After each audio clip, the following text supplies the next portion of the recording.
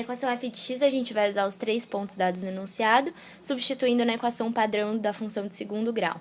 Então, usando o primeiro ponto, a gente substitui o x por 0 e a gente vai chegar que c é igual a 6. Utilizando o segundo e o terceiro ponto, a gente chega nessas duas equações que vão para um sistema. Para a gente conseguir ter uma incógnita só, a gente vai cancelar 8b com 8b multiplicando a primeira equação por 4, cancelando esses dois números, chegando em a igual a 1 meio. Aqui embaixo, a gente vai, para descobrir o b e finalizar essa parte, a gente vai substituir todos os números que a gente já achou, e aí a gente vai conseguir uma incógnita só novamente, que seria b.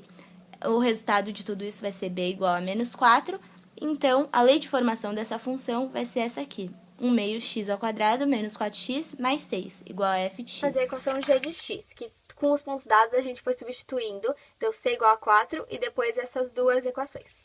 Depois, com essas duas, a gente fez o sistema e descobrimos que a igual a 1.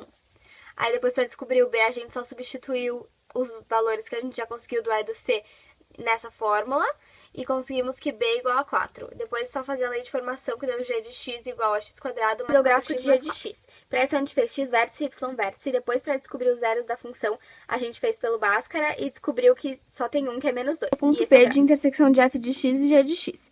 Então, para isso, a gente igualou as duas e deu nessa equação. E a gente fez o Bhaskara, que deu esses pontos, e esse é o gráfico. De x, a gente descobriu xv, yv e os zeros da função. E aqui no gráfico a gente aplicou tudo. A gente fez a forma canônica utilizando os pontos xv e yv. Essa é a fórmula padrão da forma canônica. E a gente só com esses dois valores a gente substitui nessa fórmula, chegando ao resultado, substituindo para descobrir b, depois o f usando os pontos x igual a 0. De igualar as funções, a gente também pode fazer a multiplicação entre elas, tratando cada uma individualmente. A gente vai encontrar os zeros de cada uma, depois vai esboçar o gráfico, já estudando o sinal, depois passar tudo isso para um varal com o sinal estudado, e aí a gente vai tratar disso como se fosse uma multiplicação com os dois gráficos. Mais com mais dá mais, menos com mais dá menos, e mais com mais dá mais.